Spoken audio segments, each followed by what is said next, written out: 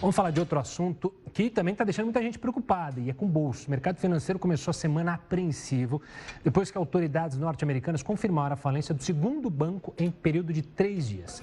Na sexta-feira, o Silicon Valley Bank, instituição conhecida por financiar startups, foi o primeiro banco a comunicar aos investidores sobre o encerramento das atividades. A falência do banco foi a segunda maior do setor bancário dos Estados Unidos. Na sequência, o Signature Bank foi fechado por reguladores financeiros do estado de Nova York. Em nota, o Banco Central norte-americano confirmou que os clientes dos bancos terão acesso ao dinheiro de todos os depósitos, sem que as perdas sejam repassadas aos contribuintes. Para entender melhor esse assunto, a gente conversa agora com o professor de economia do IBMEC, Renato Velloni. Renato, obrigado pela participação aqui conosco, uma honra tê-lo aqui para ajudar a entender. Primeiro, eu queria que você explicasse para a gente, afinal, o que aconteceu primeiro com esse banco lá da Califórnia, que financiava startups, e de repente entrou nessa crise danada. Qual que foi a conjuntura que levou à falência? Boa tarde, Gustavo. Boa tarde, Heródoto. Boa tarde a todos os espectadores. Uma satisfação estar aqui com vocês de novo. A gente tem um cenário no mundo, né, que é de restrição de liquidez. Né? As taxas de juros aumentaram, quer dizer, fica mais difícil conseguir dinheiro, fica mais difícil se financiar. Então, isso já é um movimento que pesa bastante, principalmente para as empresas de tecnologia, aquelas empresas que são mais alavancadas, né? Precisam mais de financiamento, né, para financiar o seu crescimento, então elas demandam muito financiamento, e quando esse financiamento era barato, né, a taxa de juros era pequenininha, a coisa funcionava, fluía muito mais, e o grande banco que atendia essas empresas, né, era o Silicon Valley Bank. Então, a verdade é que a carteira de clientes deles acabou se deteriorando, né, passando por dificuldades, são clientes deles, e isso, assim, foi somado com outro movimento que, bom, o banco ele recebe os depósitos e ele aplica, né, esse dinheiro.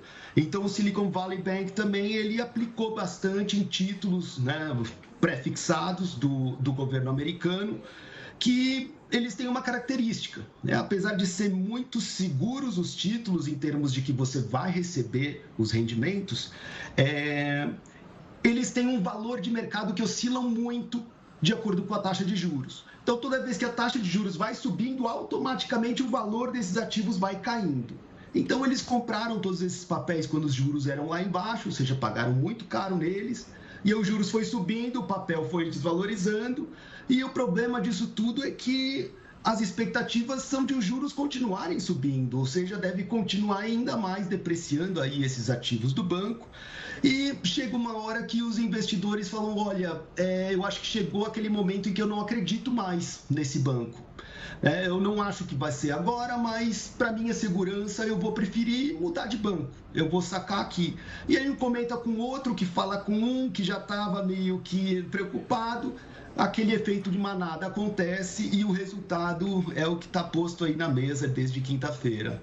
Temos uma falência. Renato, o que aconteceu com esses bancos é alguma coisa semelhante ao que ocorreu em 2008 com outro banco chamado Lehman Brothers, que teve repercussão no mundo inteiro. Então, eu te pergunto o seguinte, esses dois, a repercussão no mundo hoje foi a mesma, foi menor? Qual é a sua avaliação? Não, ela é um impacto importante, mas ela é de bem menor dimensão, tá? Se não for bem gerenciado, né, pelas autoridades aí americanas, teriam um espaço aí para ganhar grandes proporções, mas já teve aí sinalizações importantes de que eles vão conseguir controlar, tá? Algumas diferenças, tá, entre os dois casos. Primeiro, o porte dos bancos, né? O Lehman Brothers era muito maior, né? Muito mais importante do que o Silicon Valley Bank. E outra era que, assim, o que tivemos em 2008 não foi problema com um banco, foi com um sistema inteiro de hipotecas. Então, ele foi só o primeiro que caiu, né? Fruto a uma coisa sistêmica que se percebeu que aquilo, na verdade, tinha virado pó para todo mundo.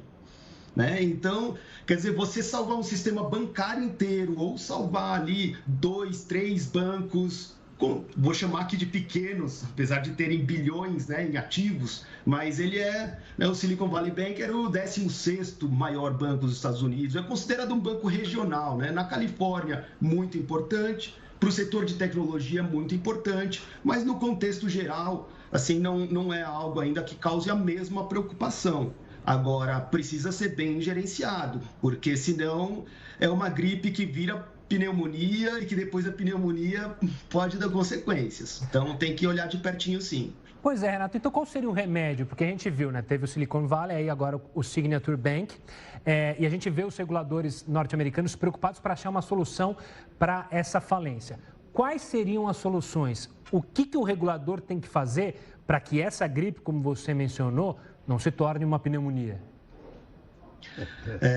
Na verdade, aqui é oferecer crédito, tá? Oferecer crédito nesse caso de agora, né? O que não seria suficiente na crise lá de 2008, que os ativos tinham virado pó. Quer dizer, hoje os ativos, eles perderam valor, mas eles ainda existem. Eles são títulos do Federal Reserve, quer dizer, né? Não tem nada mais crível ou tão crível quanto, né? Esses títulos, quer dizer, eles têm valor. O que acontece é que quando gerou aquele efeito de manada, não se houve tempo hábil para se desfazer, né, de todos esses títulos. Então, imagina que de uma hora para outra um banco precisa vender 40 bilhões em ativos, assim, em um dia, em 3 horas.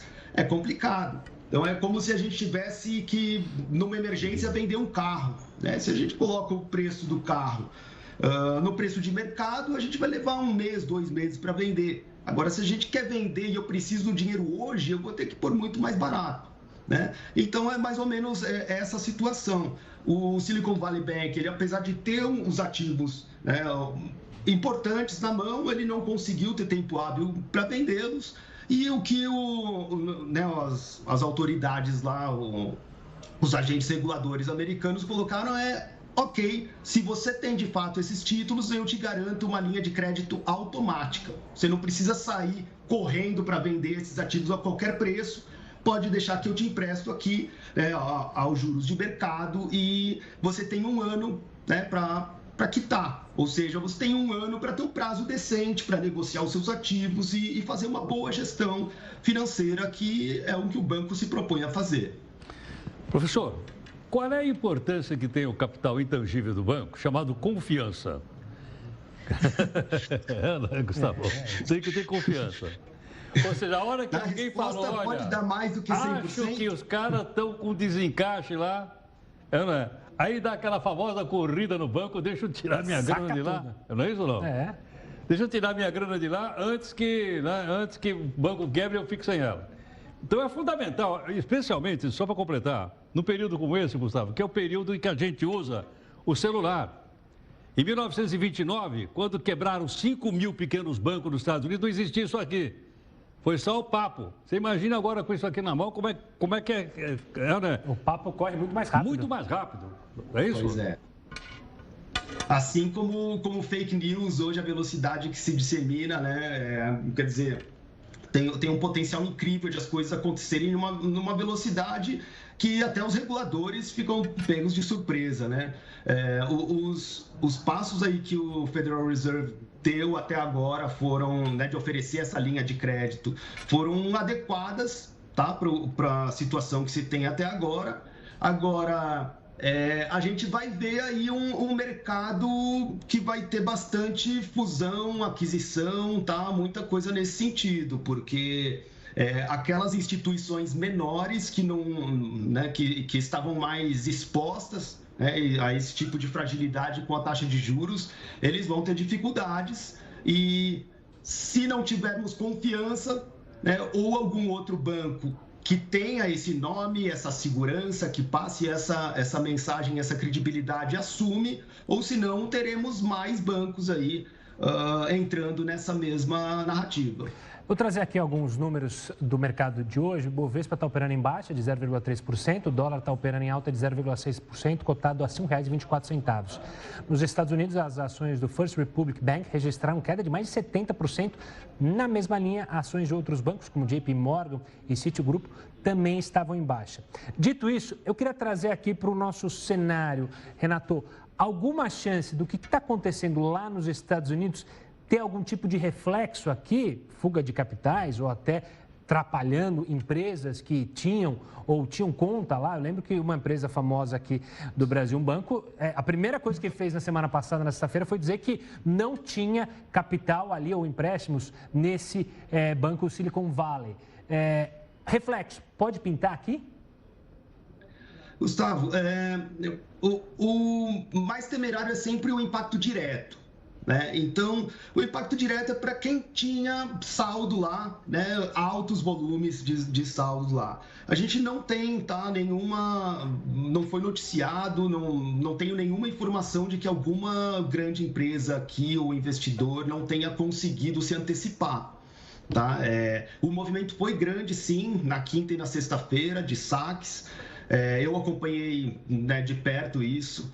Eu trabalho com uma startup de tecnologia e a gente também tinha exposição a esse banco, mas conseguimos também fazer o saque antes.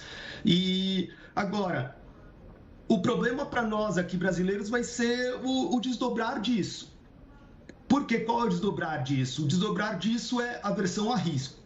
Tá? Então, quando todos os investidores ficam mais tímidos, né, mais receosos a emprestar, então o custo do dinheiro aumenta. E toda vez que o custo do dinheiro aumenta, né, principalmente falando de um mercado do tamanho, da dimensão dos Estados Unidos, acaba influenciando, né, o custo do dinheiro no mundo inteiro. Tá? Então, eu estou falando em mais dificuldade para consumir, mais dificuldade para investir. Portanto, eu estou falando de mais desemprego, menor crescimento da economia. Então, esse tipo de impacto pode sim chegar até aqui. Professor, você pode fazer uma rápida comparação? Não é muito comum o governo americano interferir no mercado, né? Raramente. Me lembro que no caso do Lehman Brothers eles intervieram. Intervieram também quando a GM ameaçou de quebrar, lembra ou não? Aí o governo americano foi lá e comprou a GM, que a GM virou uma empresa estatal dentro da terra do capitalismo que é os Estados Unidos. Não é verdade? Sim. E aqui nós tivemos também o governo entrando com grana para os bancos não quebrarem. Foi na época do Malan, por aí afora. Agora, quando o presidente Biden chega lá e diz, não, fica tranquilo, que nós vamos botar 25 bi aí, ninguém vai perder nada. É uma intervenção necessária do Estado na economia? Heródoto, eu não consigo te responder isso com precisão, porque isso é opinativo. Né? O que a gente tem? A gente tem, vou colocar aqui os dois cenários extremos, tá? Como dois cenários extremos, eu tenho né, um governo que está regulando tudo e está, né, em cima de cada etapa do processo produtivo. A gente já viu isso não funciona. Por outro lado, não ter regulação alguma, deixar tudo livre, gera sempre uma crise caótica a cada 10, 15 anos. Tá? Sempre. Então, o que a gente tem? Seria como uma espécie de seguro. Então, não sei, Gustavo e Heródoto, se vocês têm um carro. E se tem o carro, você tem a opção de fazer um seguro, né? Então, algumas pessoas gostam de fazer seguro, outros não gostam. O que a gente tem na economia é mais ou menos isso. A regulação, ele vem nos fornecer mais ou menos esse seguro, né? Então, colocar regulação sobre os bancos, sobre o sistema financeiro, é lógico, eu estou falando regulação de qualidade, né? Tem regulação e regulação. Principalmente nós brasileiros aqui nos assustamos muito com isso, né?